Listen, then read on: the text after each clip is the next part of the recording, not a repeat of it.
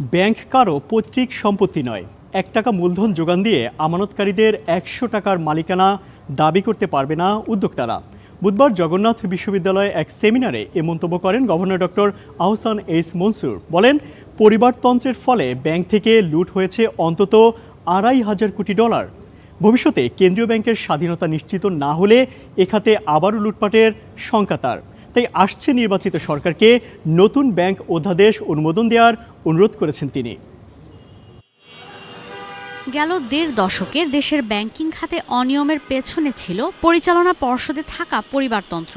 কোনো পরিবার তাদের নিয়ন্ত্রণে থাকা ব্যাংক থেকে হাতিয়ে নিয়েছে ৯৮% ঋণ।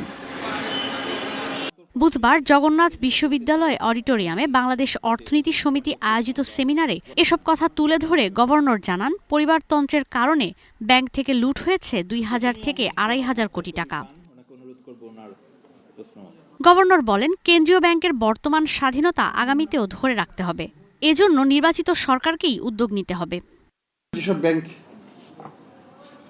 আমি সম্পদটা নিয়ে আসলাম বা সম্পদটা নন পারফর্মিং হয়ে গেল, ওটাকে ডিসপোজ করবো কিভাবে? বাংলাদেশে কোনো ব্যাংকরাপসি ল সেভাবে নাই। এটাকেও আমরা নতুন করে ড্রাফট করছি এবং সেটা সরকারের কাছে দেওয়া হবে, হয়তো আগামী সরকার সেটাকে বাস্তবায়ন। কথা বলেন ব্যাংক একীভূতকরণ নিয়ে। ভবিষ্যতে এমন সংকটে যেন সরকারকে সহায়তা নিতে না হয়, সেজন্য ব্যাংক রেজুলেশন তহবিল গঠনের কথা জানান। যে ভবিষ্যতের যে ডাইরেকশনটা, this are the challenges for future, এগুলোকে যদি মিটিগেট করতে না পারি তাহলে তো আমি একটা মডার্ন ব্যাংকিং সিস্টেম খাড়া করতে পারবো না। এখন এই 5টা হলো, তারপরে হয়তো কিছু সরকারি ব্যাংক যদি করা যায়, তারপরে যদি আবার বেসরকারি ব্যাংকে আমরা হাত দিতে পারি, এইভাবে আগামী কয়েক বছরের মধ্যে 2-3 বছরের মধ্যেই আমরা হয়তো গোটা 12-13-14-15টা ব্যাংকে আমরা ঠিক করে ফেলতে পারবো।